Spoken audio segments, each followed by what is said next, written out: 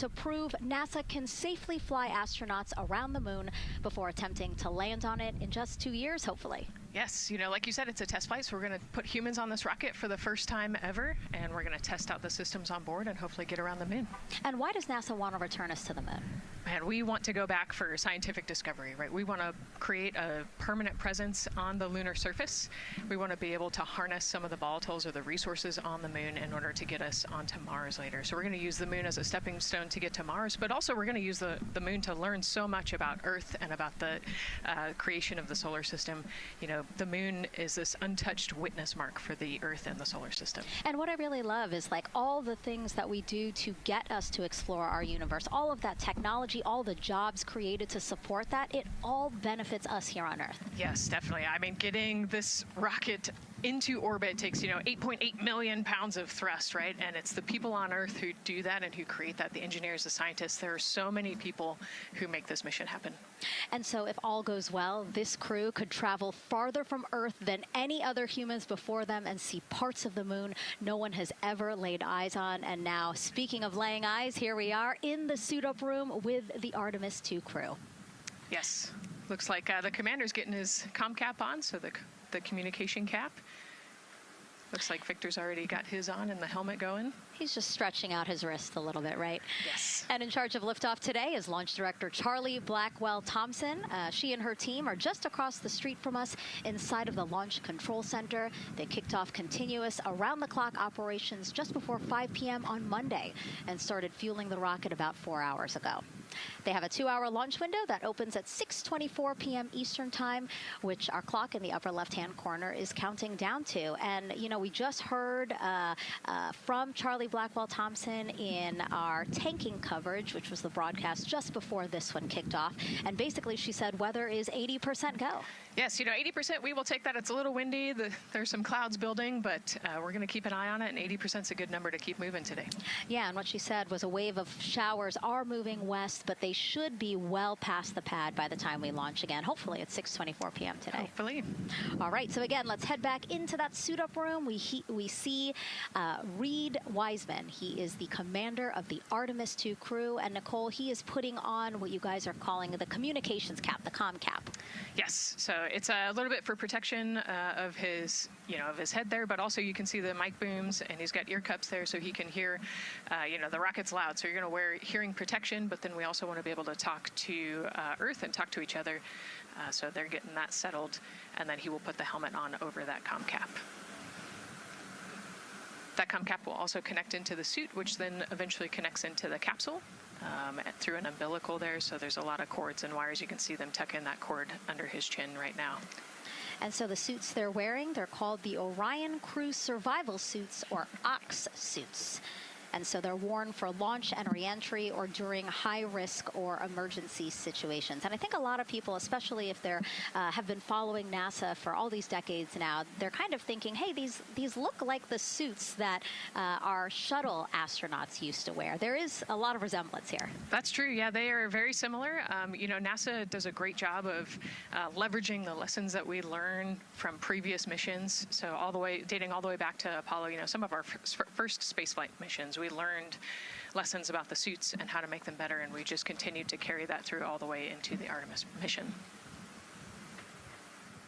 Time now to introduce you to some of our teams today. We have Gary Jordan at NASA's Johnson Space Center in Houston. He's going to be inside with the mission control teams, which will take over from Kennedy's launch control team right at liftoff. And then back here at Florida, there's Megan Carter inside Kennedy Space Center's visitor complex, Jasmine Hopkins at a launch viewing location, and then finally Daryl Nail inside the Launch Control Center with the launch team. Now, each is going to provide a very unique experience today, starting first with Daryl, who has been closely monitoring the launch countdown for us. Yeah, and welcome into Firing Room 1, a historic firing room here at the Kennedy Space Center in Florida. It's a pleasure and an honor to be here reporting what's happening as we lead up to countdown and liftoff of Artemis II. so far, looking pretty good. You see the rocket out there on the pad. It is launch day, and we just got that crew weather brief that you were talking about from Launch Director Charlie Blackwell Thompson to the crew. It looks like a countdown at this point is in good shape, and that's great news. Fueling continues to track well. We just reached all stages replenish. And while we're talking about the fueling, let's talk about that tanking. Pull up the tanking graphic if we could now. That will give us an indication of where we are with tanking, and I can just tell you, as you see from this board right here, we are all stages replenish. So all tanks on board the SLS, the 2 liquid hydrogen, lower stage and upper stage, and 2 liquid oxygen, lower stage and upper stage, are at 100%, and that's exactly where we want to be. This kicked off at 7:30 this morning with a go for cryo load, and here we are roughly about 5 hours later, and we're fully tanked and now in replenish. The amount of propellant on board, roughly 733,000 gallons. That's about an Olympic-sized pool and a half. Huge amount of propellant. It's all flowed in there. The great news there, no leaks, no issues, and we're looking good at this point. So let's talk weather now. The weather, while it is favorable overall, it's not totally clean, and that was hinted at earlier when we talked about the storms. There is, of course, some onshore flow. Currently, our overall attempt percentage stands at 80% chance of acceptable weather conditions at the time of liftoff, which is going to be within our launch window. That's tonight from 6:24 p.m. Eastern Time until 8:24 p.m. Eastern Time. Winds are good.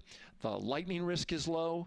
But scattered showers still remain possible around the Cape and including near the pad. So the expectation is that there'll be some more active weather coming our way, but we're expecting it to push to the west. So the watch item is really any isolated shower that could briefly move through the area and trigger a constraint, especially for flight through precipitation. Well, you're looking now inside the astronaut suit-up room, and of course we got the 4 astronauts there. They talked to Charlie Blackwell Thompson today, and you know, everything looks good there. We're tracking one minor NC issue at this point. We'll talk. It's a non-conformance. We'll talk about that a little bit later in our next hit. But for now, again, looking good. And of course, our administrator for NASA is here in the firing room. He checked in with the launch director, chatted with her for several minutes, and he's here in the firing room, which is a good positive sign, of course, for the day. That's it for the firing room. We'll send it back now to Megan and Nicole.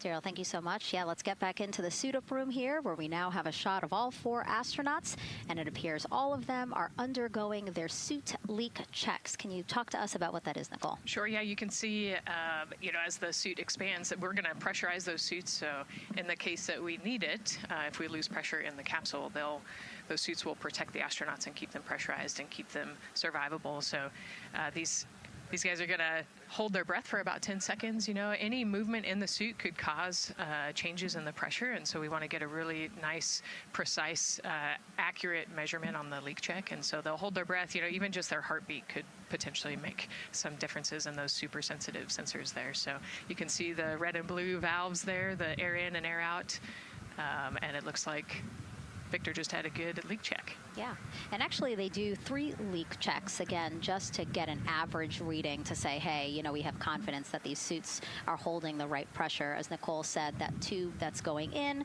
that's putting air into their suits, and then there was that gold instrument that you saw on their other side. That's how they can control how much pressure is being released in order to do these checks. Yep, and they will do the leak checks here in the suit room, and then they'll do more actually in the capsule as well. They'll do another leak check.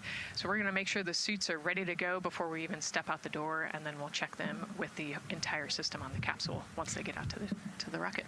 And you might also notice that some of the astronauts, while they're doing their suit leak checks, you might have seen Victor gave an okay sign. You might also see a thumbs up, and that's because concurrently, while they're doing these suit leak checks, they're also doing comm checks.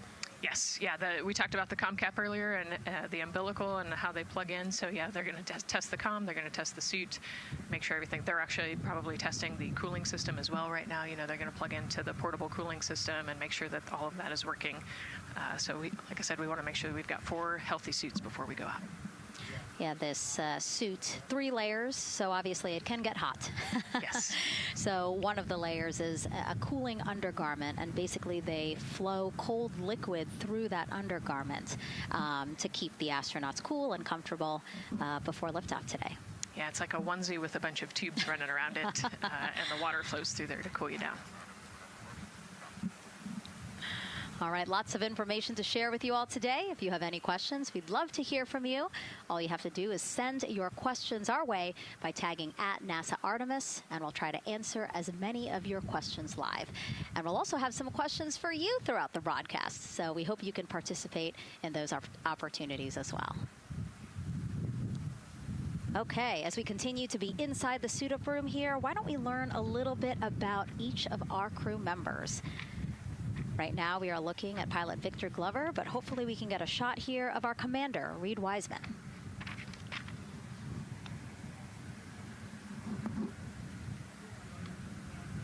Now, Reed Wiseman is a Baltimore native. He's been in space once before as flight engineer for Expedition 41 aboard the International Space Station from May through November 2014. During the 165-day mission, Reed and his crewmates completed, get this, more than 300 science experiments in areas like human physiology, medicine, physical science, earth science, and also astrophysics. They actually set a milestone for station science by completing a record 82 research hours in a single week. He also served as chief of NASA's Astronaut Office from December 2020 to November 2022, and Reed has 2 daughters. Yeah, I love, Reed is such a great leader. He was the chief of the astronaut office when they hired our class of astronauts. And so, I think I have to publicly thank him for my job here today. But yeah, he's a family man. He's a good leader. And he's a great pick for the commander of this mission. Yeah, I think, in talking through some of his other accomplishments, obviously he has leadership qualities that makes him prepared for commander of Artemis too. Yes, he does. He's a well-experienced naval officer and now NASA astronaut. And so now here we are, pilot Victor Glover. NASA selected the California native as an astronaut in 2013. At the time, he was actually serving as a legislative fellow in the United States Senate. His first trip to space was in November 2020 when he launched as pilot of NASA's SpaceX Crew 1 mission. That was the first operational mission of NASA's Commercial Crew Program, which resumed launching American rockets from American soil to the International Space Station at the end of the shuttle program.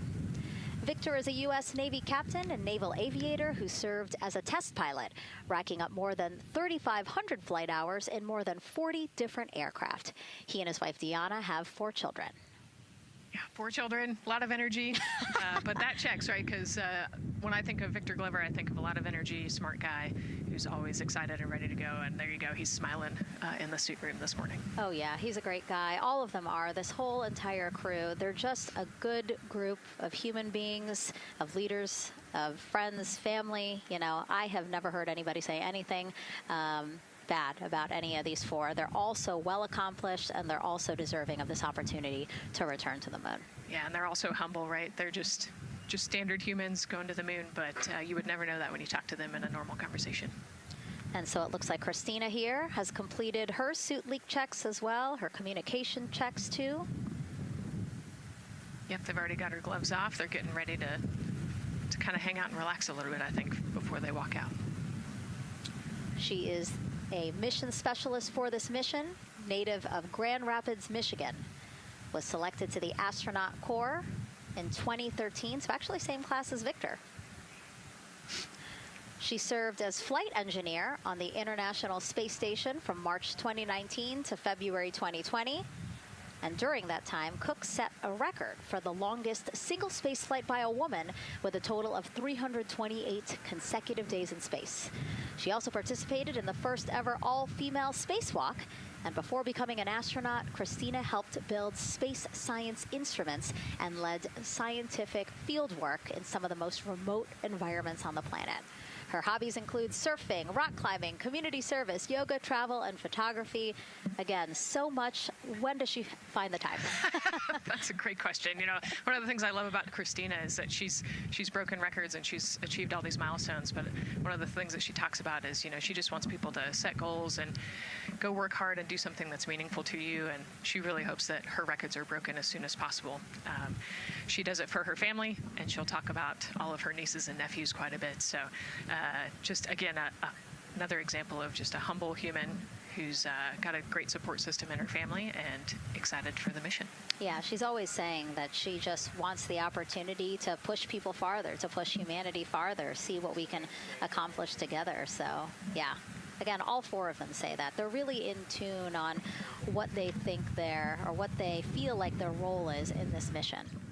Yeah, I think their legacy is going to be, you know, providing the shoulders for others to climb on. Mm-hmm. And last but not least, first-time flyer, Canadian Space Agency astronaut Jeremy Hansen will fly to the moon as a mission specialist on the Artemis 2 mission. The London, Ontario native was selected as an astronaut in 2009. After that, he worked as Capcom at NASA's Mission Control Center in Houston. Capcom stands for Capsule Communicator, and that's the sole direct voice communicating with astronauts in space. He also participated in training exercises such as living on the ocean floor off the coast of Florida to simulate deep space exploration for 7 days. In 2017, he became the first Canadian to lead a NASA astronaut class. He also enjoys getting out on a sailboat, rock climbing, and mountain biking. Jeremy and his wife, Catherine, have 3 children, and he actually got to hang out with them over the weekend. So the crew arrived here for launch at Kennedy Space Center on Friday, and then their family members arrived Saturday. Yes, yeah. As long as their family can quarantine with them, then they will stay, you know, quarantined in Houston, and then they all fly down to Kennedy Space Center, and then you get to spend the last few days with your close family and friends. We actually do a behind-the-glass visit with some of those other maybe extended family members that couldn't quarantine with you. But yeah, it's a quaint time here once you get to Kennedy Space Center.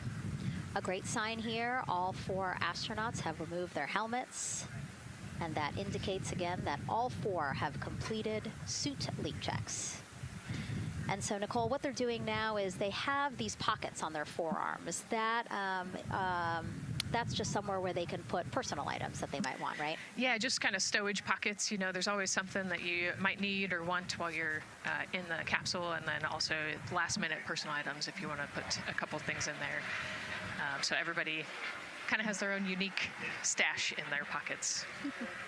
And then another pocket has emergency equipment that they might need, right? Like a signaling mirror, things like that. Right, yeah, the suit is basically all in one. You know, it's got the oxygen bottles there on their right legs. You'll see in a different shot, they've got pockets with survival gear in it, and that is to keep them safe. So if they had to egress the capsule, either from the launch pad or from the water, then they will have all of the survival gear with them. They'll have about 10 minutes of oxygen as well from that bottle so that they can get to safety quickly and safely. We are now 5 hours, 3 minutes and counting from the opening of our 2-hour launch window, and we have our first questions from social media.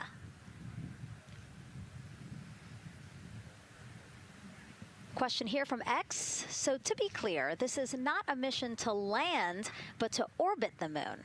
Thank you, and thank our astronauts. Nicole. Yeah, this is a great question. You know, I think it's important to highlight the mission of Artemis 2, where we are going to go around the moon. We're going to see the far side of the moon. We're going to see parts of the far side of the moon that human eyes have never seen before. It's very similar to the Apollo 8 mission, right? We're also potentially going to be able to see the landing sites for the future Artemis missions and kind of provide the overall context of those landing sites amongst the entire moon site there. So it's an exciting mission. We'll get to learn a ton about you know, there's so much science that's going to be on this mission as well, right? Where they're going to do some science experiments on humans, learn about the stress of the environment, and we're going to learn about the radiation environment. We're going to learn about the suits as well. We've got some technology demonstrations that are going to happen. So there's a lot going on this mission as we fly around the moon and come back. Mm-hmm. We always say it's about increments, right? Like we're making that next giant leap to Mars, but in order to do that safely and to do that thoroughly, incremental steps. Exactly. And, like we said, this is the first time that we've put crew on this rocket. And so actually, before we even head to the moon, right, we're going to stay close to the Earth, and we're going to check out all of the systems on Orion, make sure that it can handle 4 humans, make sure it can handle people sleeping, people exercising, all of the environmental control systems are working. So we want to make sure that the capsule is safe for the crew before we send them, almost 250,000 miles away. Yeah, that was a great question. And we actually have another one that we'll pull up on screen here. Another question from X. How long will it take them to reach the moon, and how long will the entire mission last? Another great question, right? So they're going to do a couple orbits around the Earth. They'll do a perigee and an apogee raise burn. What that means is that they're going to accelerate to get further away from the Earth, and they'll get into a really highly elliptical orbit first. And then once they get into the translunar injection, so they're actually on a free return trajectory, which means we're going to accelerate them, and then they're going to escape Earth's gravity, and then just based on orbital mechanics, they'll be able to come home without having to do another burn or acceleration. So it'll take about 4 days once they leave Earth's gravity to get to the moon. They'll fly around the moon, about 4 days back, and then land. So overall, about a 10-day mission. Exactly. Yeah, these are really great questions, guys. We know that, again, we are sharing a lot of information today, so please do not hesitate to reach out. Obviously, Nicole, very smart here, and we're happy to answer any of your questions. Again, tag @NASA Artemis wherever you're watching this coverage. And now we actually have a question for you. Who would you take with you on a trip around the moon? Would it be your bestie? Would it be a pet, family member, or a seasoned astronaut? Ooh, Think about that one. I know. I like that.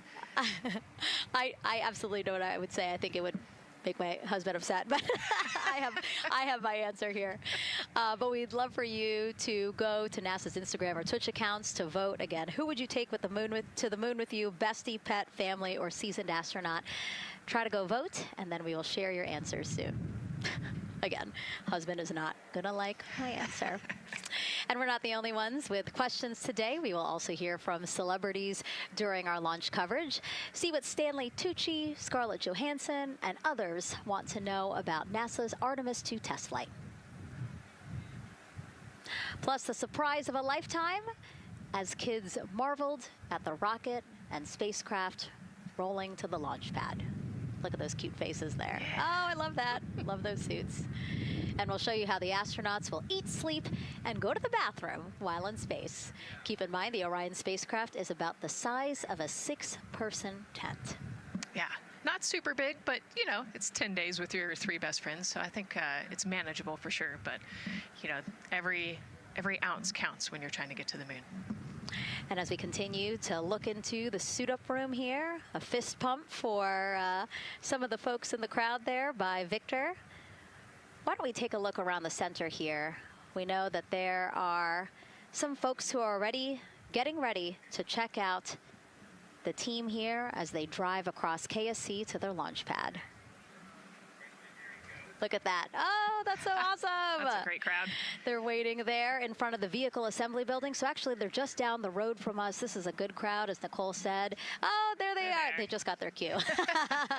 Oh, now? Let me wave now. Oh, yeah, they are excited. That's amazing. So all of these folks, content creators that are getting behind-the-scenes access as part of NASA's NASA social experience here. So as you can see, very excited. The crew will get into their convoy and drive past them here pretty shortly. Yeah, what an amazing way to share the Artemis story, right? By inviting these social media experts out to share the story as they drive by. All right, again, let's take a look at the clock. 4 hours, 58 minutes and counting from the opening of today's 2-hour launch window. So why don't we check back in with Daryl with the launch team. Megan and Nicole, and inside Fire Room 1, I'm listening to Launch Director Charlie Blackwell Thompson greet the Ascent crew who just came on console over there at Johnson Space Center. So good to have the mission control team jumping on with us. So far, the launch team here in the firing room has had a really good morning. Really smooth tanking that kicked off at 7:30 a.m. this morning. They got to all stages replenish just before 1 o'clock p.m. Eastern time, and it was an incredibly smooth tanking. That's great as we look here watching the crew and also with an eye on the rocket. Weather, of course, we've talked a little bit about that. It's favorable overall, 80% go for our 2-hour window between 6:24 p.m. and 8:24 p.m. We don't have an exact T0 right now because that's going to come to us closer when we get closer to launch, roughly about 20 minutes before liftoff. But it's going to be within that window and towards the beginning, provided everything continues to go smoothly along the timeline. And so far, that's been the case. I mentioned that there was a small issue in my previous live hit. That actually was incorrect. There was no issue. I've gotten the good data now that I'm on the headset and listening into the loops. Engineers, avionics engineers, are keeping an eye on a display unit inside Orion that's just running a little cooler than normal. It's not going out of limit. It's actually completely fine.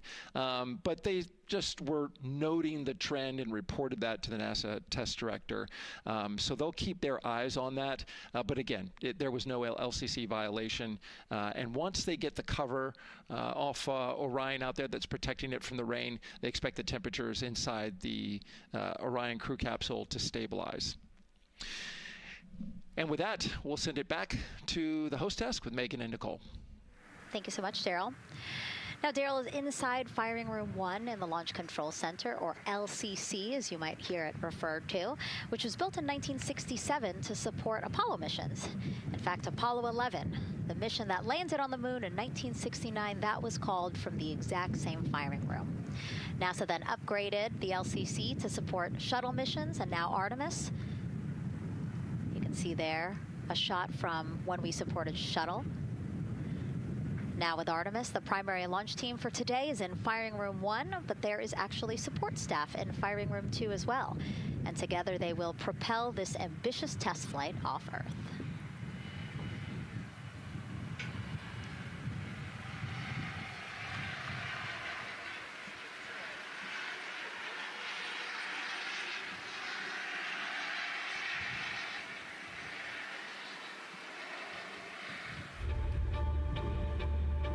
We're going back to the moon because it's the next step in our journey to Mars. We need to go explore the moon. There's vast regions of unexplored areas with the coldest, darkest places in our solar system. This is a test mission, and when we get off the planet, we might come right back home. We might spend 3 or 4 days around Earth. We might go to the moon. That's where we want to go, but it is a test mission, and we are ready for every scenario as we ride this amazing space launch system and the Orion spacecraft. But another reason we're going back to the moon is to fulfill NASA's mission, which is to explore the unknown in air and space, to innovate for the benefit of humanity, and to inspire the world through discovery. And when we succeed and when we accomplish the things that we set out to accomplish, that inspiration not only can set up new things to happen, but it also is a reminder in tough times that we're capable of doing great things when we work together. The thing I love about the moon is that it's not just a beacon for exploration and this platform of possibilities for incredible missions like this, but it has benefits. That's actually why we're racing towards it. Those benefits are really wide in nature. You have everything from innovation, technology development, not only for future missions going deeper into the solar system, but technologies that come back to Earth. You have inspiration, a whole generation of people starting this pipeline of STEM workers and manufacturers and operators that are excited to see what you can do when you work hard and you come together as a team. When I think about the 4 of us flying around the far side of the moon, seeing that Earth rise, taking taking images and video and sending them back to you. The feeling that I have inside is hope. We know that Artemis 2 is not the solution for humanity on planet Earth, but it is a contribution in the positive column. We hope that just for a moment that people will pause and say, wow, it's extraordinary when you look back upon the Earth with over 8 billion people, and you see this concrete example of what humanity can do, this extraordinary thing when we set big goals and we work together to achieve them. Now, Kennedy's launch control team takes us to liftoff, but then mission control at NASA's Johnson Space Center in Houston takes over. That's where we have our Gary Jordan embedded with that team. Hey, Gary. Hey, Megan and Nicole, it's great to be joining you from here in Houston, Texas. I'm in NASA's Mission Control Center, where the Artemis 2 Ascent flight control teams, led by Flight Director Judd Freeling, recently started their shift to monitor the Orion spacecraft integrity, the Space Launch System, and the crew to make sure all criteria is met to commit to today's launch and the mission ahead. The team you see here in this room today has been training extensively to prepare for the highly dynamic phase of flight that begins shortly after engine ignition. Teams here will be monitoring the flight of the Space Launch System, Orion, and of course the Artemis 2 crew on board as they make their way from the Kennedy Space Center into Earth orbit. The lead console positions will be in this room, called the White Flight Control Room, a room which traces its legacy to the Space Shuttle program, with the first shift supporting STS-70 in 1995, more than 30 years ago. Each console represents an expert in a particular discipline, whether it be communications, propulsion, crew health, life support systems, or trajectory. And each of these individuals has a support team in other rooms, each ensuring that no data point is left unchecked, no procedure is missed, and combining efforts as one Artemis team to ensure crew safety and mission success. After liftoff, Mission Control Houston will be staffed around the clock over the next 10 days until the spacecraft is safed for the recovery teams and the crew is extracted from integrity and brought aboard the recovery vessel. The roar of a powerful Space Launch System liftoff is just the beginning. The mission is, of course, a test mission, and the first with humans on board Orion and in deep space. The crew's job is to put the systems and capabilities of Orion to the test, taking us closer to a sustained presence on the lunar surface. It's great to see the crew gathered around the table. Megan, with that, we'll toss it back to you as we continue to monitor from here in Mission Control Houston. Back to you. Thank you so much, Gary. Yes, a pre-flight tradition that we have seen with our crewed flights and our astronauts, the card game, Nicole. Yeah, you know, this is a fun time for the crew. Kind of relax a little bit, play a card game with the chief. You can see Scott Tingle there is the dealer today. Looks like they're playing high card wins. So Victor won, he's out, now Jeremy's out. You know, there are two schools of thought on this game. Either you want to get rid of all your bad luck or go out on a high note. So it looks like the crew chose we're going out on a high note. And, you know, I think one of my favorite parts when I talked to Reed about this is he was just excited to play a game with his old boss from Naval Test Pilot School. So once again, his boss today. Yeah, and I love this part of the tradition because this is when, again, you usually see them like, yeah, laughing, but very focused still. But when they get to this table, laughs, high fives, smiles, just really a brief moment of levity in what can be and will be a very long day for them. Yes, you know, it's a long day.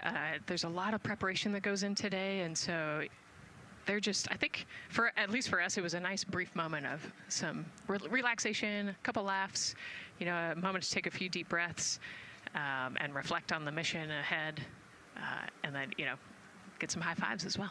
And so with their bad luck dispelled, some good luck from Scott Tingle, let it seem like there, right? Yes, definitely.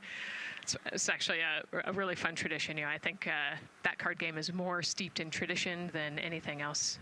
Every crew has played that same card game. As you said, Nicole, the primary reason for why they're there to suit up, to do communications checks, to do pressure checks all done, and now it seems like Reed had some words for the team in that room. Yeah, you know, this day can't happen without thousands of people, right? And so the suit room is a great example of that. You've got all of the suit techs, and you've got your support team there, everyone who has made this day possible. You know, they've been working with the suit team for years at this point, getting ready. So some fist bumps to the group. Again, the suit team are the folks dressed up in those white very snazzy outfits. Special outfits that we can talk a little bit more about later. But each crew member was assigned their own suit technician. So as you said, working very closely with the same person to make sure that the crew felt comfortable and ready in these suits as they lift off from Kennedy Space Center. Right, and you know, each suit is slightly different, each person is slightly different, and so these suit techs know each individual super well. They know exactly how they like to get into the suit, exactly where things might get caught, or you know, small adjustments that might need to be made. So they know their suit techs well, and their suit techs know them very well. And so as we take a couple of pictures here, we really hope that you are learning a lot about the suits and the process of checking them out for a mission. But imagine the options. Take a look.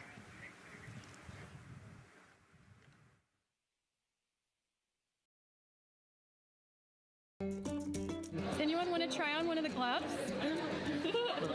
I love showing the kids the suit. I love how excited they get about space. Oh! So that would be... It just goes in there? We got to bring some stuff for them to actually put their hands in, and some of them were very excited because they want to be astronauts when they grow up. I would love to be an astronaut. That would be incredible. I'd like to be like an engineer that like maybe designs the suits. Whether it's the calm, the orange color, every aspect has an important function for our astronauts in space. It's going to be amazing seeing astronauts up close to the moon again. And that was a special event at Johnson Space Center. What we just saw there, obviously a big part of why this mission is so important to NASA, really just an opportunity to inspire everyone, especially kids, right, Nicole, to dream big and be curious. Oh man, yeah, the kids are so important, right? I love talking to kids. You know, they are the future of spaceflight. They are the Artemis generation. And, you know, if we could just inspire even one of them to go on to be a scientist or an engineer or maybe even an astronaut someday, that's a win. And now let's turn our focus to the rocket for a little bit. Powering liftoff will be, again, NASA's Space Launch System rocket right behind us. And to learn more about SLS, let's go to Megan Carter, who's at Kennedy Space Center's Visitor Complex at an exhibit dedicated to Artemis and the future of spaceflight. That's right, Megan. I am so excited to be over here at the Visitor Center, but not just because of launch. I get to introduce you to the moon board. This is obviously a very complex mission, lots of moving parts and pieces. So the moon board is going to allow me to break some of those things down for you just a little bit more in depth, starting with that SLS rocket. Now, the SLS, or the Space Launch System, very big, very powerful.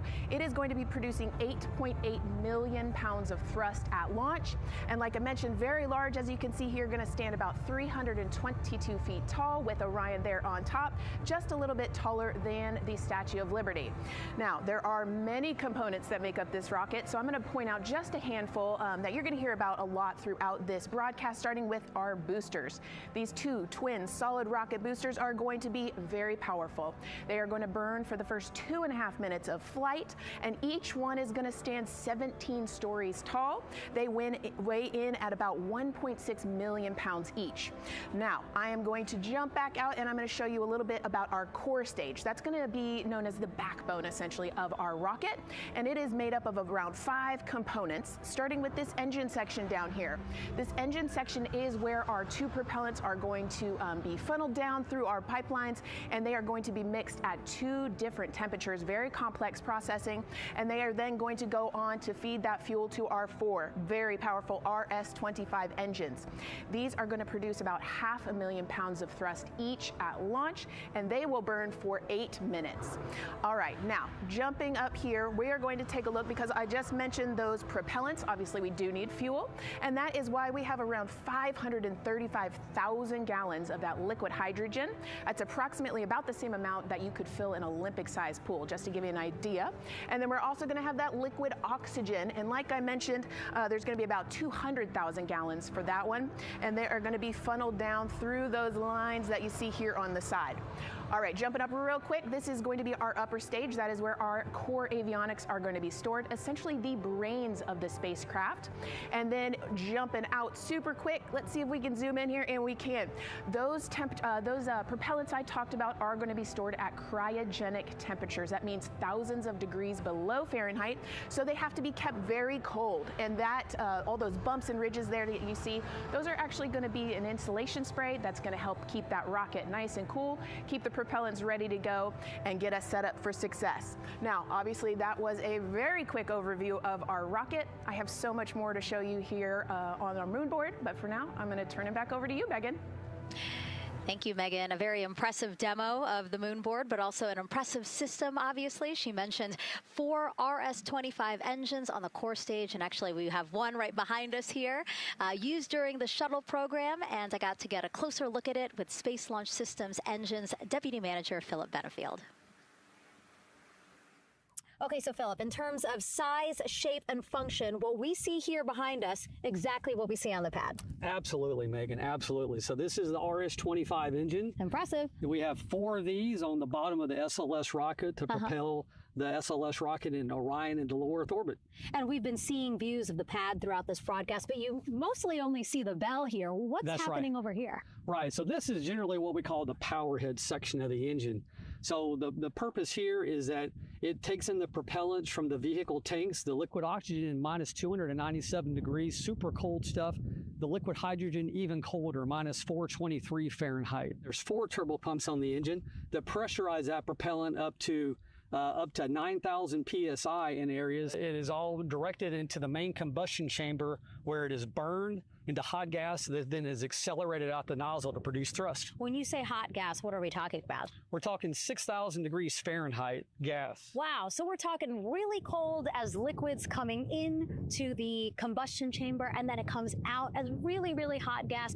How do you design, how do you engineer something to control both extremes? Absolutely, it's very technically challenging. One of the main things here with the nozzle is that since you have the 6,000 degree Fahrenheit gas coming out, you have to cool that nozzle so it doesn't melt. And so the way the nozzle is constructed with these 1,080 coolant tubes. And so each of these coolant tubes flows a small amount of hydrogen. It keeps it cold, and so it doesn't melt during operation. Wow. I mean, all of the science that you're talking about, it is truly amazing that you guys designed this for shuttle, and yet you've reconfigured it, retooled it to be able to now support Artemis. What do you think about that? Yeah, I think that's really amazing, the fact that we were able to use the heritage hardware on the Space Launch System. The engine itself, developed through the Space Shuttle program, many upgrades to make it more reliable and improve the thrust as well. Perfect. Philip, thank you so much. I can't wait to see all 4 function. Same here. Thanks, Megan. Enjoyed it. And again, another idea and way that we are learning from what we've built upon and figured out all into this moment. Yes, with so much more thrust and capability, like we said, we learn all those lessons from previous missions, and we get to involve them here today. And here we are, the closeout crew in the White Room getting ready for the astronauts who have just left crew suit up and are now walking down a hallway to greet some family and friends downstairs. Commander Reed Weissman, Pilot Victor Glover, Mission Specialist Christina Cook, and Jeremy Hansen. Looking excited, ready. Now in that elevator to take them 3 floors down. Thumbs up, one more photo, one more photo. Oh, nope, a couple more people in that elevator. Those are important folks. They're going with them to the pad. Yeah, Bye, Reed. This is a fun elevator ride. Yeah. And you know, actually you couldn't see them because they're off camera, but the support crew that's actually in crew quarters with us is right there waving goodbye and saying goodbye to you. So it's a really special moment to say thank you and say goodbye to the support crew at crew quarters. That's amazing. And so again, they will ride down 3 floors. And then soon we'll walk out the doors that you see underneath the banner there that says their names. These doors, the same doors that astronauts who have launched from Kennedy Space Center have walked out of since the Apollo program. Yes, and you can see another tradition is putting your patch on that archway as well. So I'm sure they did that over the last couple days. They did. It's actually it's so hard to see because there's so many of them, which is also great, but it's on the door frame on the right-hand side, the very, very bottom. Awesome. Great crowd here. A shot now of everyone who is waiting to greet the crew as they walk out of the operations and checkout building here at Kennedy Space Center and will board their ride to the launch pad. Yeah, this is a really great shot, right? Because you get to see a little bit of what goes on there. So you've got the close family that we're in quarantine with them up close. They get to wave goodbye one last time. You've got a little bit of media in the background, and then you've got some NASA employees and a lot of the program managers off to the side as well to wave goodbye one last time and wish them luck. Yeah, it's a really nice moment. Again, they have had some quality time with family, but this is their final opportunity to say, see ya in 10 days. Yep, the last wave. And so there are different pens of people, again, as Nicole was alluding to, specific to the quarantine rules that you followed in order to be able to have that access, have that closeness with the crew. And then on the bottom left-hand side of your screen, the Astrovan. And that is going to be the crew's ride out to the launch pad. This modified Airstream motorhome can seat up to 8 people inside. It has a TV and sound system, and we know they plan to watch a video during their trip out, right, Nicole? Yes. So I think Top Gun is on the menu, yes. And then also Point Break, because Christina surfs. So I think they've got a pretty decent entertainment planned. So I love that. It gets them in the headspace, the right headspace, to really just enjoy the ride to space. NASA's history with Airstream dates back to the 60s when the company created a crew quarantine vehicle for when astronauts returned from the moon. This picture here, President Nixon talking to the Apollo 11 astronauts inside said quarantine vehicle. Then during the shuttle program, Airstream created the first generation Astrovan, a 27-foot motorhome that transported astronauts across KSC to their launch pad. And again, that is what we're going to see today. A very similar picture. Again, the orange suits, the Astrovan, very reminiscent of what we have done before and how we got to where we are now. Yeah, and it's a pretty cool ride. You get about 20 minutes to get out to the launch pad and watch a movie, listen to some music.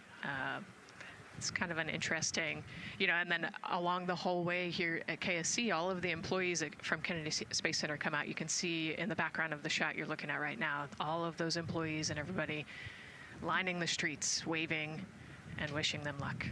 I think this is an emotional moment for a lot of people because this is the last time where a lot of people will be with the crew, because once they get to the pad, there's only a handful of folks with them before launch. Yeah, definitely. This can be emotional for the crew, can be emotional for the families, of course. I mean, I got to wave goodbye one last time to my sister, and when we walked out those doors, and it's surreal. It starts to become much more real the closer and closer you get to the launch pad.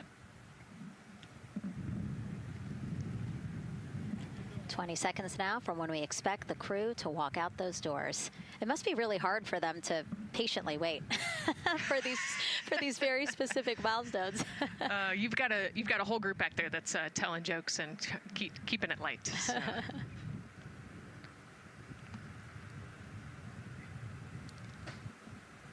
And here they are, NASA's Artemis II crew. Commander Reed Weissman, pilot Victor Glover, and mission specialist Christina Cook and Jeremy Hansen taking their first steps outside for their historic test flight. To a wonderful applause from the crowd. They're looking really excited Some and big really smiles. ready. I love that. Out here. It's a great day for us. It's a great day for this team. A few words from Reed. Great day for us, the team, he said. Thumbs up, more thumbs up. Of course, a lot of pictures. We hear some camera shutter clicks back there. I love the energy of this crowd. Let's go. And so now the crew walking over to each of their pens. The first people closest to them, of course, their family members who got to quarantine with them, correct? Yes. Yeah, so the ones that are close and waving, those are the immediate families, so spouses, partners, kids. And we're trying to give them some privacy so that they can have their conversations with their family members. Christina there, she has her husband. Victor has 4 daughters and his wife, they're there. Reed, his 2 daughters are there. And then Jeremy, his wife, 2 daughters and a son. You know, when you were standing in their shoes, Nicole, when you flew for Crew 10, what were you kind of talking about? Like, did you really think about this moment and what you might want to say? You know, they've all already done their real goodbyes, you know, in person. And so this is more just kind of, again, that last chance to wave, last chance to get one smile. You know, you see Christina there smiling. So this felt much less heavy and just, you know, waving and maybe cracking a joke or something, saying hi. So this was a really, really great moment for our crew.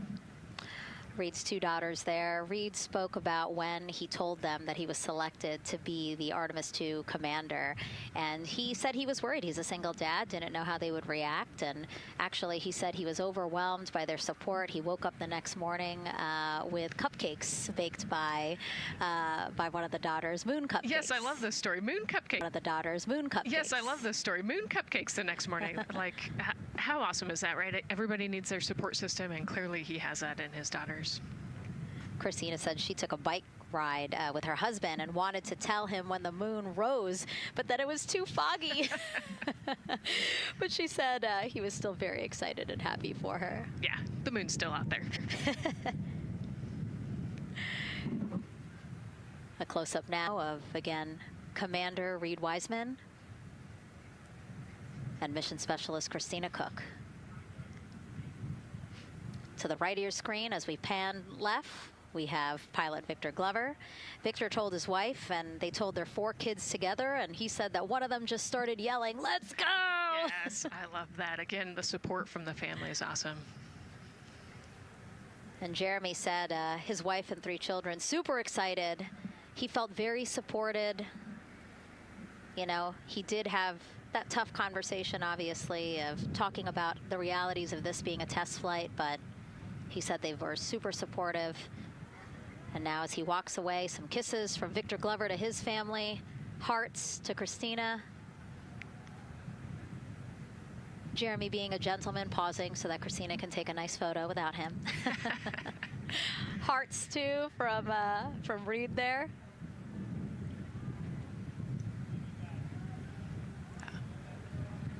Hearing Victor saying, "Love you guys."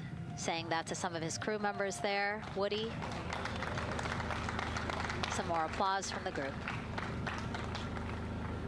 Quick wave to some of the NASA program managers, and I think Norm Knight's out there, the FOD Flight Operations Director.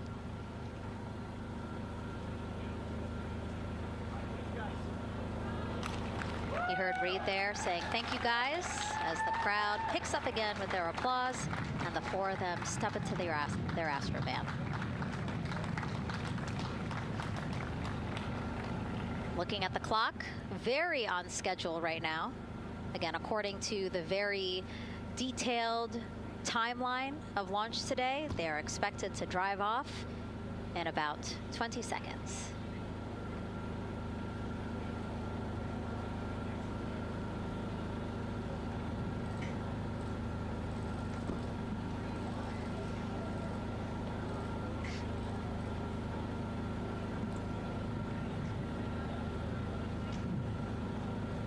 So far, we're marching toward the launch smoothly.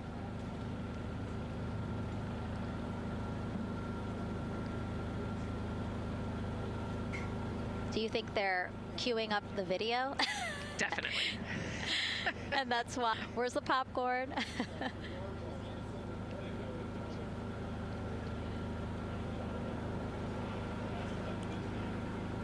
Again, good on the timeline. Of course, they do have these very specific milestones, but this is not one that has to be completely stuck to the second and the minute. Yeah, we will make up that time easily. They will get a full security escorted ride out to the launch pad. It's a quick trip, 15, 20 minutes.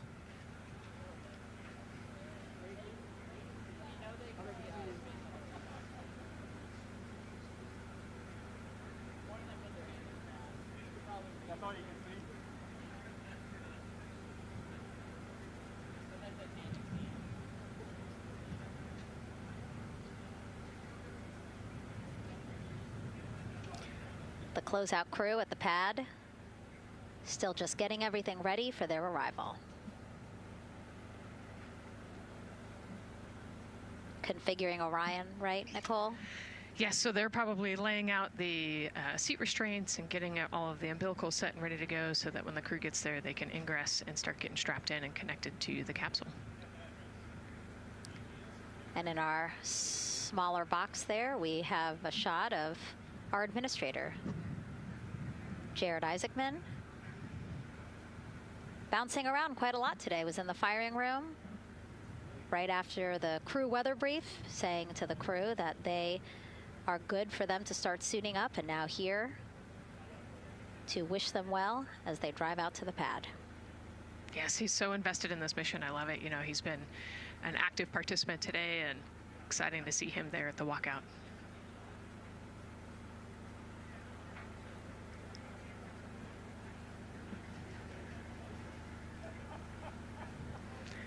So in the van, they're probably getting hooked up to the portable cooling systems as well. So that would be my guess on the slight delay here, making sure everybody's situated, connected to cooling, and ready to go before they take off.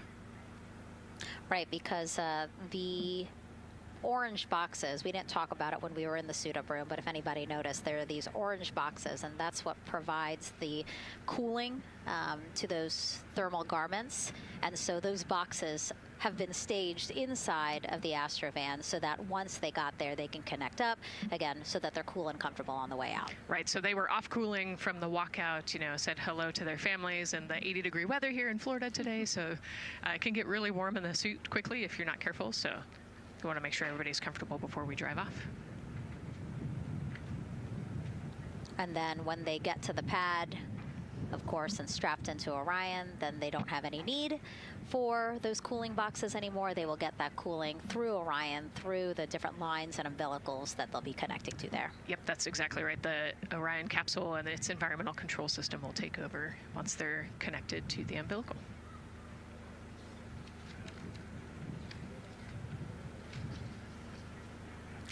And so when we were watching them get into the elevator, I said, oh, there's a couple more people going in there. And they were, again, those folks in the white suits that we saw. Again, suit technicians. Yep. And there they go. And off they go. Reed, Victor, Christina, and Jeremy now on their way to Launchpad 39B, where they will fly to the moon, something no human has done in over 50 years. They may also set a new record as the farthest humans have ever been from Earth, a record set by the Apollo 13 crew almost 56 years ago today. We still hear cheers as they drive away from the operations and checkout building here at Kennedy Space Center. Now, while the crew make their way to the pad, let's get to know each of them even better. First, Commander Reed Wiseman. The moon, to me, it's the thing that connects me together with all the other humans in my life. I remember being a little kid lying in bed at night and just looking out at the moon in whatever phase it was in, and I was thinking, man, my friends that live like 20 miles away, they can probably look out and see that same exact moon. And then when I was in the Navy and I would look out at the moon and I'd be halfway around the planet, I would think, man, my brother can see that moon where he is and he's halfway around the planet from where I am. To me, it's a connection of life on Earth. We can all look up and see that moon, and it's always changing. The moon is never the same 2 days in a row. I love that. My name is Reed Wiseman. I'm the commander of NASA's Artemis II mission around the moon. I grew up in a little town just north of Baltimore, Maryland, about 20 miles north of the city. There was a National Guard base nearby my house, and there were A-10 aircraft that would fly over every now and then. I just would look up at them and be like, man, I want to be up there. I want to go do that. And then my brother went to the Naval Academy, and I would go every year and watch the Blue Angels fly during commencement. And that just started to grow and grow and grow. For a while, I wanted to join the Air Force, and then I realized Navy flies as well, and they fly from ships in the middle of the ocean. And that was it, like, done deal for me. That is exactly what I wanted to do for my career. Flying is freedom to me, especially when you're in a jet aircraft coming off of an aircraft carrier in the middle of the Pacific Ocean. Nearest land is over 1,500 miles away. So when you come off of that aircraft carrier, you are truly just alone with yourself out there. It is a magical experience to be out there all by yourself in an aircraft over the Pacific. Just it's free. I think anybody who accomplishes something that they set their mind out to, there's no one thing that does it for them. It's a combination of everything. I mean, the way my parents raised me, the way my brother and I, the way our relationship developed over time, my friends, being in the marching band, going to college, setting my own course, learning how to live on my own, being mentored along the way, being, kept on the path to success, but being given the freedom to, make excursions and fail every now and then and regroup and carry on. I think all those things come together in the end to get you where you are. I've had to overcome, I'm a human being. I've had to overcome a lot of fears. I'm pretty scared of heights. I joked about that on the International Space Station, but it turns out I'm only scared like at the edge of a building. When you're up on the International Space Station, even though you're 250 miles up, I never had that feeling of falling or that I was, at risk up there. I just kind of loved the feeling of floating and looking down at Earth. There have been challenges all throughout my life. By far, the biggest challenge was losing my wife in 2020 to cancer and now raising 2 daughters who are grown up now, but that's been the biggest challenge by far I've ever had to face. It is not easy being an only parent, trying to work a full-time job, and raising 2 kids is something that I think about every single day. I'm very proud of the work I've done. I haven't always done it well, but I've always shown up and tried as hard as I possibly can. And now Artemis 2 pilot Victor Glover and his journey to this history-making moment. I do wonder what it's going to be like when we are really far from Earth and can see it. The sensation of being so far away from everything that you know. I had that sensation on the space station the first time I got to sit in the cupola for a really long time. So I can only imagine what that's going to be like from 200,000 plus miles away. My name is Victor Glover, and I'm the pilot for NASA's Artemis 2 mission around the moon. When I was in 4th grade, I was 10 years old, and that's when the Challenger accident happened. And it helped me understand how the general public felt about the astronaut corps, right? Like, these are the people that we want to be, and that just gave me an easy thing to strive toward. The biggest fear that I've had to overcome in my life is doubting myself. Going to college when no one in my family had gone to college was a huge risk. I had more confidence in my athletic ability than in my academic abilities. I could play football with those college students that I saw on TV, but my classmates that I saw in the lab and around the University Union, I didn't know if I had what they had. I think addressing that self-doubt was a part of, swinging for the fence and trying to go get an engineering degree, not just go to college, but get an engineering degree and then go do something challenging and technical like flying. Apollo is known for sending humans to the moon. Artemis has an opportunity to continue the Apollo story, but I actually think it's important for this story to stand on its own. Artemis is a new program, and we're trying to do new things. And it's great to compare and contrast. When you look at our spaceship, you can see parts that were designed, built, and integrated in another country. When you look at our crew, you see that our crew is international. There are also men and women. And I just think that comparing and contrasting makes the story even richer. The piloting role specifically, I will have an hour and a half or so where I get to fly the spacecraft by hand. We haven't flown that many spaceships. And so the ability to fly one actually in space on a test mission is just a really unique opportunity. I can't tell you how I'm going to feel when we fly by the moon and see the moon up close and the Earth from 250,000 miles away, but I don't use the word excited because I'm focused. What we do, this is very serious and it's very risky, and we are all intimately familiar with that risk. And so if we go out there and we're successful and we can pass that baton on to Artemis 3, that's something to really be excited about.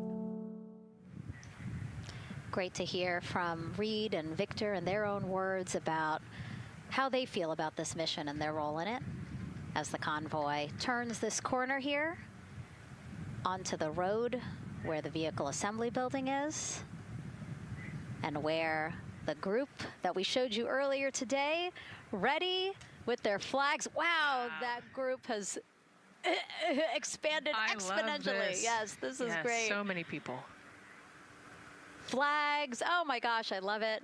Oh, this must feel so special to the crew to see all of these people here to wish them well. Yes, this is heartwarming. Look at how many people there are. Everyone is so excited about this mission. Signs, people have made signs. I feel like the Astrovan has slowed down a little bit, to really take in the moment. Wow. That's amazing there. Again, crowds continue going. as we are now passing the historic Vehicle Assembly Building.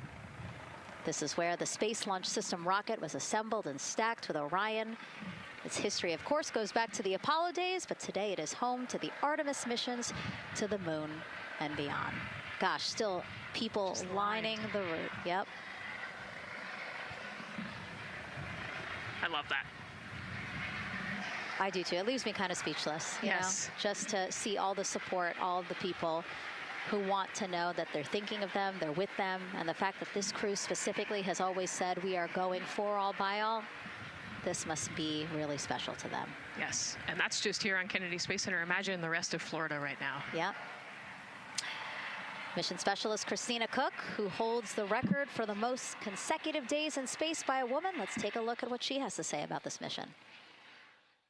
I tell a story, which is one that my dad told me before the Apollo missions when he was just a very little boy.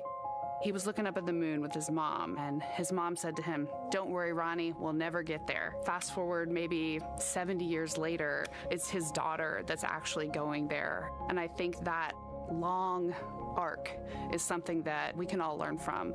The idea that the seemingly impossible becomes possible if you just believe in it and are willing to work hard and come together to achieve it. My name is Christina Cook, and I'm a mission specialist for NASA's Artemis II mission around the moon. When I look back at my dreams as a kid, I definitely never thought I would actually get here. I was very pragmatic. Even though I'm a dreamer, I knew that the odds were way against me again, so I might as well do something I'm loving in the meantime. I definitely loved science and math in school and, did pretty well in those things, but I also loved being active. I was always outside. I loved things that made me feel small. I loved looking at the night sky, oftentimes between the pine tree branches, or I loved the ocean. North Carolina also has mountains, and when we go there, I just loved the vastness of all of those things. I loved how they made me feel and what they made me think about, and the vastness of the universe and how much out there was to learn. I'm drawn to exploring. I'm drawn to challenges that involve both mental and physical, and I'd much rather be solving problems wearing a whole lot of equipment and in a harsh environment, and that's just something I've carried with me ever since I was a kid. Thinking about the fears or challenges that I've had to overcome, there are just so many. I mean, basically, it's just that has been the journey. I always say to people, do what scares you, and that means I have to follow my own advice. So doing what scares me meant getting on a plane and going to the Antarctic, getting on a plane and going to study abroad in Ghana, applying to become an astronaut, opening the EVA hatch in the airlock and going out of it into the darkness, strapping myself onto a rocket. And so for me, I think that no matter what the challenge, recognizing that if people believe in you and you believe they believe in you, challenges seem always a little bit easier. To me, the moon, it represents history. It is a witness plate. Everything that's ever happened to the moon is still written on the moon. Every single person has looked at the moon their entire lives. We see the same moon. That's something really special. It's just the epitome of a symbol of something that's in each of our hearts, but that's also represents exploration and reaching. And as we continue to watch the convoy, almost at the pad, mission specialist and first-time flyer, Canadian astronaut Jeremy Hansen.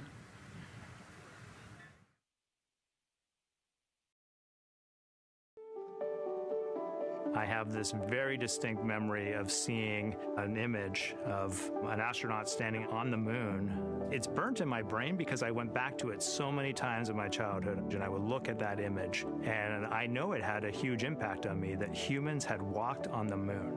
My name is Colonel Jeremy Hansen. I'm an astronaut with the Canadian Space Agency, and I'm a mission specialist on NASA's Artemis II mission around the moon. My elementary school years, I grew up on a farm outside of London, Ontario. I spent as much time as I could with my dad on the farm. I learned the value of hard work, for example. If I wanted to go to work with Dad, it was going to be a long day, and I was going to have to not complain, or I wasn't going to get to go the next day. I had a treehouse. I had a vivid imagination. And I changed my treehouse into a spaceship. I made all these dials and controls. I had circuit breakers for switches that I found in the barn. And I was exploring space in my imagination. The most important thing I did to get to where I wanted to go in life, which was flying fighter jets and eventually becoming an astronaut, is I shared those desires with other people. And it turns out, just like you don't go to the moon on your own, if you could, I would have done it a long time ago in my treehouse as a kid, you have to go as a team. I think the biggest impediment to achieving my goals was, of course, myself. And I think that's a common human experience. There are many times where just little things would get in my way, and my immediate interpretation of that was, well, now that goal is out the window. You know, people must have lifted me back up, and somewhere in the back of my head, that persistence came through. And I think that's a common human experience, to doubt ourselves. I've come to this, I guess, realization that I believe that we all have gifts to contribute, and the goal is to figure out how to use your energy towards adding positively to humanity's existence on this planet. But I love it when humanity sets big goals, like sending humans to the surface of the moon with an eye to eventually going to Mars, because when we do that, we can bring together genius from not just even in one country, but around the world. I've also learned from my indigenous mentors that they refer to the moon as Grandmother Moon. So you've probably heard of Mother Earth. They use Grandmother Moon because Grandmother Moon is responsible for the water in their community, just like the moon moves the water around the planet, affects the tides. And I think that's a really beautiful thing for us as we go back to the moon, to think about all the different cultures around the world and how they view the moon differently. And that's really neat because we all share that same moon in the night sky.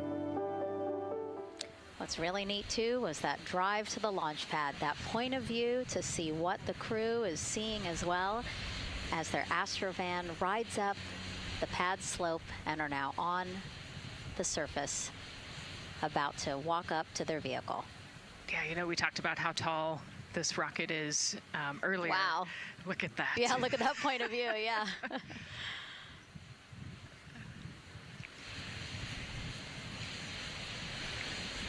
Pad 39B, another historic place here at Kennedy Space Center. Construction began in 1964, finished 3 years later. Apollo 10, the full dress rehearsal for the moon landing. That was the first mission to launch from this pad. Yeah, you know, we've used this pad for a lot of missions. You know, we modified the pad in the 70s and 80s, and then the shuttle missions actually launched from here as well. And then, of course, Artemis 1 took off from this launch pad November 2022. And now here we are about to see the Artemis 2 crew get out of the Astrovan and make their way up the mobile launcher to the 274-foot level, where they will embark on their first crewed test flight of the Artemis program. You know, I think that button in the elevator actually says space when you hit it. It. Yeah. Really? At least on 39 Alpha it does. So I imagine it says something similar here. Again, let's take a look at the clock as we wait for the crew to get out. 4 hours, 10 minutes and counting until the top of our 2-hour launch window today. Let's head back across the street to Daryl, who's following the launch team every step of the way. All right, thank you, Megan and Nicole. And here inside Firing Room 1, we had a nice moment. The launch director, Charlie Blackwell-Thompson, NASA's first female launch director, standing up from her console, taking her cell phone and snapping photos as the Artemis crew that she had just given the go to leave the astronaut crew quarters, driving by, and of course going up the causeway until they got there to the pad. And now we see them coming out of the Astro van there and getting ready to ascend the launch tower. Well, we got a weather brief before they went out to the pad, and of course LWO gave a go. There could be some rain out there at the pad. It's already rained out there already. If you're in the area and you're watching right now, well, certainly you know that there's some rain in the area. There's going to be spotty showers that are going to be coming ashore here, and we expect that throughout our rest of our countdown. But we also are getting forecasts that there'll be some clearing as we get closer to our launch window. Big wave from Reed Wiseman there, and a thumbs up as the crew goes into the elevator to ascend the launch tower to go up to the level where they'll walk across the crew access arm and get into the white room. One of the things that you're going to start to hear now is from the crew themselves. We're going to be airing the Orion to Earth loop, which is the communications that's going between that crew and the launch team here as they walk them through configuring their various consoles, as well as getting ready.